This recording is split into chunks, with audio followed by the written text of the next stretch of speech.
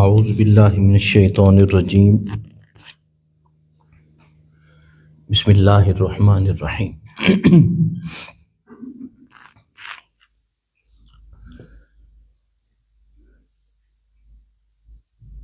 خلاصہ مضامین قرآن کے حوالے سے ہم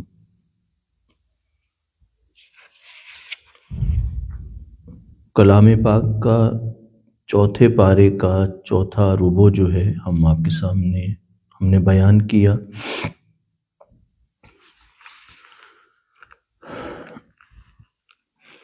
قرآن مجید اس حوالے سے آخری جو آیات ہیں اس میں یہ فرماتا ہے کہ زندگی کو اصول اور ضابطے کے ساتھ میاں بیوی دونوں جو ہیں وہ گزاریں۔ دونوں جو ہیں وہ اصول اور قانون سے بلند نہیں ہیں، دونوں جو ہیں وہ اصول اور قانون کے پابند ہیں۔ جب گھر میں یہ ماحول ہو کہ جس میں ماں باپ اصول اور قانون کے پابند ہوں تو پھر اولاد جو ہے اسے بھی کہا جا سکتا ہے کہ آپ نے اصول اور قانون کی پابندی کرنا ہے۔ لیکن اگر ماں باپ میں سے کوئی بھی ایک فرد یا دونوں خود کو اصول اور قانون سے بلند تر سمجھتے ہیں تو پھر البتہ ماحول جو ہے وہ اور ہو جاتا ہے کہ جس میں اولاد پھر اگر بغاوت کی طرف اترتی ہے تو وہ ماحول نامناسب ہو جاتا ہے۔ قرآن مجید اس لیے فرماتا ہے وَعَاشِرُوهُنَّ بِالْمَعْرُوفِ، زندگی کو اصول اور ضابطے کے ساتھ گزارنے کی کوشش کرو۔ اور یہ بھی فرماتا ہے کہ ممکن ہے عورت کو مرد میں کوئی چیز ناپسند ہو اور مرد کو عورت میں کوئی چیز ناپسند ہو سکتا ہے، دونوں چیزوں میں آپس میں ہو سکتا ہے، لیکن اصل میں دیکھنا یہ ہے کہ پرسنٹیج کیا ہے، یعنی کوئی ایسی چیز ہے ناپسندیدہ جو کہ کریکٹر لیس ہے، یعنی خدا نخواستہ کوئی یعنی زنا کی طرف ہے یا شراب کی طرف ہے یا ڈرگ کی طرف ہے یا اس طرح کی کوئی چیز ہے تو پھر تو اور چیز ہے۔ لیکن اگر کہیں پہ کوئی عادت ایسی ہے جس کا کوئی نقصان نہیں ہے لیکن آپ کو ناپسند ہے تو قرآن مجید یہ فرماتا ہے کہ آپ اپنی پسند اور ناپسند جو ہے وہ ضرور اسے یعنی کہیں، لیکن یہ ہے کہ اس کی بنا پہ تعلق کو نہ توڑیں۔ اور ہو سکتا ہے کہ ایک ناپسندیدہ چیز جو آپ کو ناپسند ہے لیکن ہو سکتا ہے کہ اللہ پاک اس میں خیر فرما دے، تو اس لیے قرآن مجید اس کے بعد یہ بتاتا ہے، اس کے اختتام پہ جو ہے قرآن مجید تمام ان حرمتوں کا ذکر کرتا ہے کہ جن سے نکاح جو ہے وہ نہیں ہو سکتا، یعنی جس میں والدہ ہیں، بیٹی ہے، بہنیں ہیں، پھوپھیاں ہیں، خالائیں ہیں،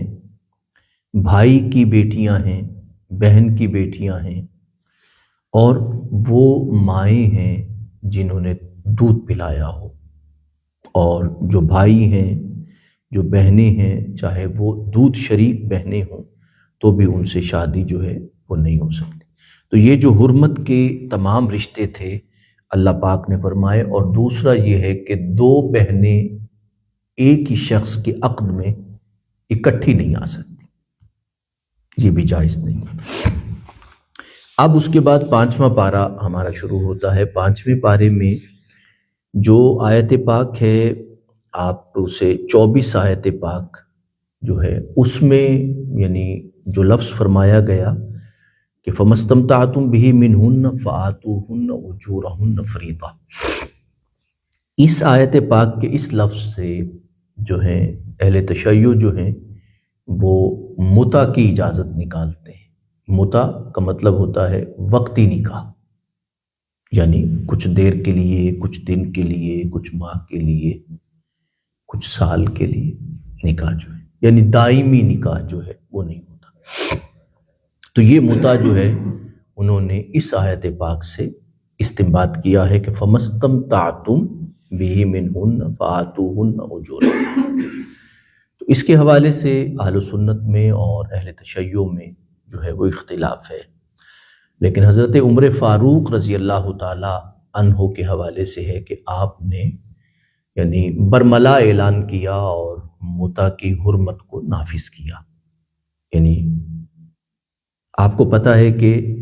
کوئی بھی اطلاع پہنچتے پہنچتے، آج کے دور میں بھی اطلاع جو ہے وہ پہنچتے ہوئے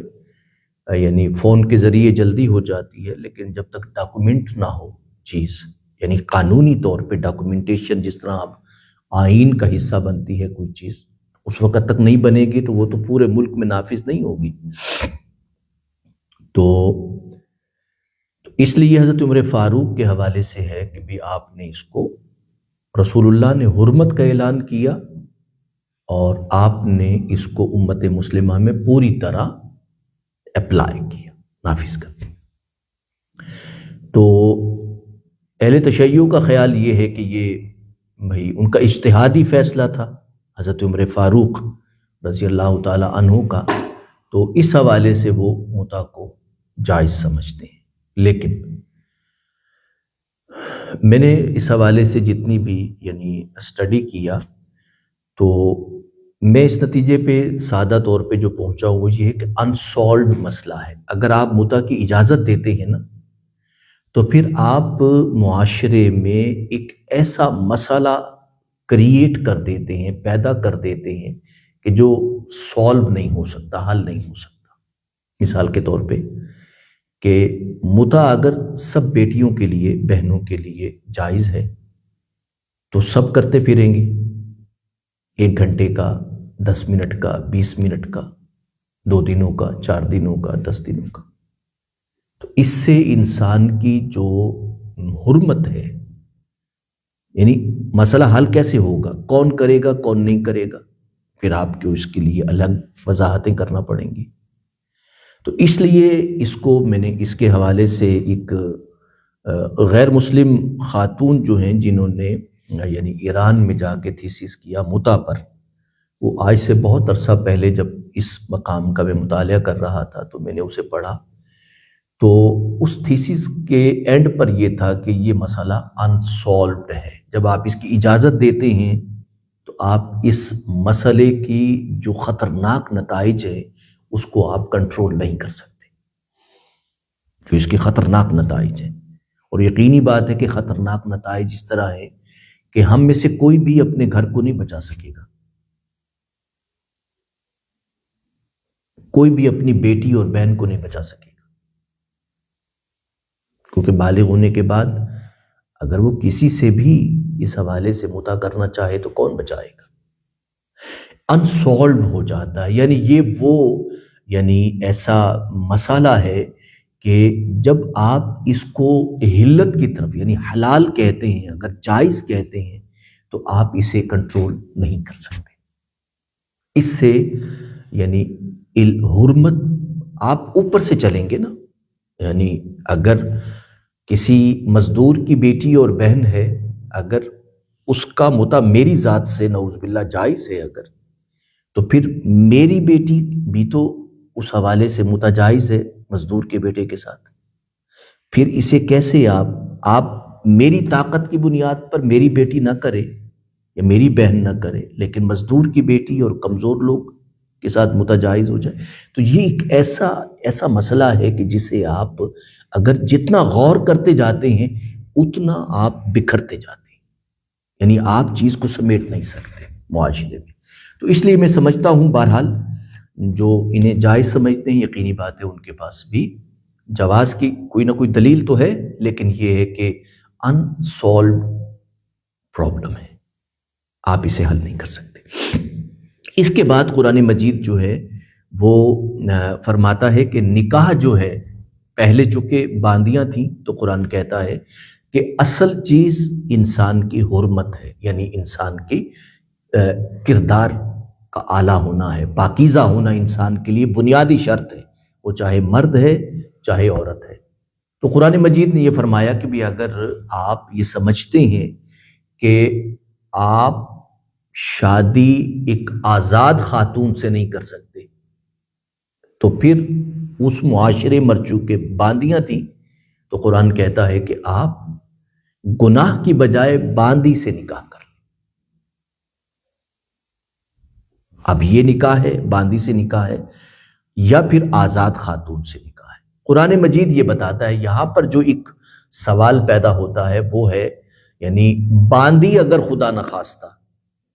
شادی شدہ باندی ہو گئی، اب اس سے نکاح ہو گیا، چونکہ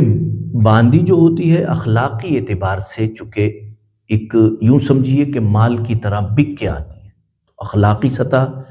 جو ہے وہ تربیت اسے نصیب نہیں ہوتی۔ یاد رکھیے، انسان اپنی تعلیم اور تربیت سے بنتا ہے، ورنہ انسان بھی ایک حیوانی ہے۔ اگر اس کو تعلیم اور تربیت نہ دی جائے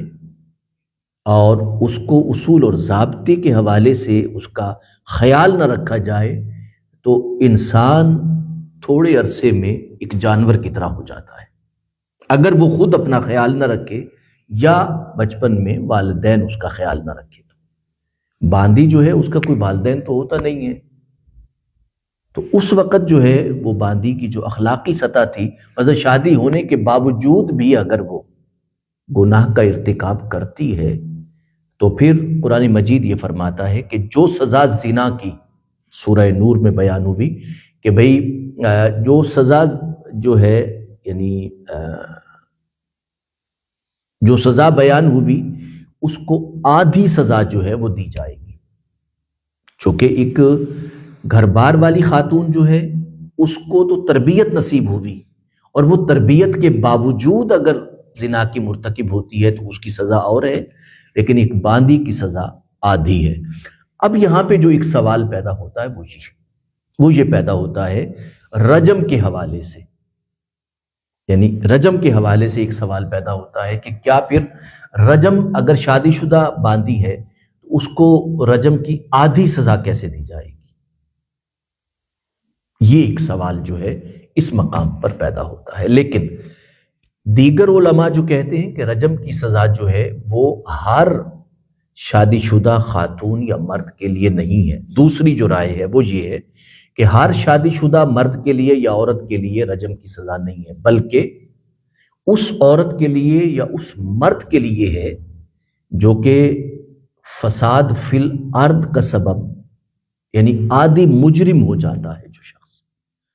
جو کہ ہر بہن اور ہر بیٹی پہ نظر رکھتا ہے۔ کچھ مرد اس مزاج کے ہو جاتے ہیں کہ جن کی نظر میں کوئی بہن قابل عزت نہیں ہوتی، کوئی بیٹی قابل عزت نہیں ہوتی، اور ایسی عورت جس کے کردار کی کوئی حقیقت نہ ہو، تو یہ چونکہ اس کو ہم آسان زبان میں سمجھتے ہیں، یہ ذرا مشکل ہو گئی بات۔ آسان زبان میں یہ ہے کہ جو عورت یا مرد زنا بالجبر کے مرتکب ہوں گے انہیں رجم کی سزا دی جائے، یہ سادہ واضح ہو گیا۔ یعنی زنا بالجبر جو ہے اس کی سزا رجم ہے، اور یہ اس لیے ہے کہ یہ فساد فی الارض کے زمرے میں آنا ہے۔ آپ جبرن کسی انسان سے زنا کرتے ہیں، تو اس مقام کو اگر اس طرح دیکھا جائے تو یہ مقام حل ہو سکتا ہے۔ تو اس کے بعد اگرچہ اس میں اختلاف ہے، لیکن یہ ہے کہ میں بعد میں ایک بات بیان کروں گا کہ اختلافات جو ہوتے ہیں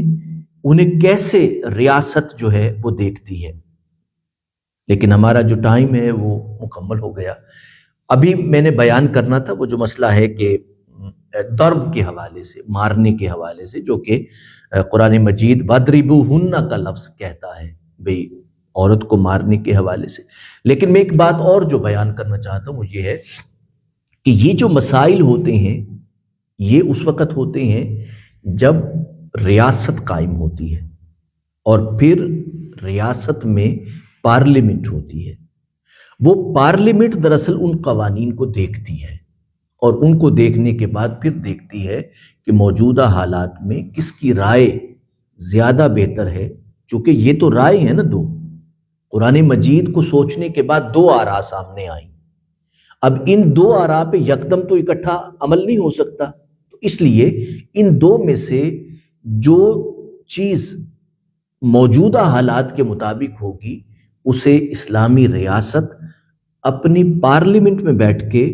اس رائے کے حوالے سے فیصلہ کرے کہ کون سی رائے مناسب ہے اور اس پہ عمل کیا جانا چاہیے۔ پھر وہ رائے جو ہے امت میں یا اس ملک میں رائج کرتی جائے۔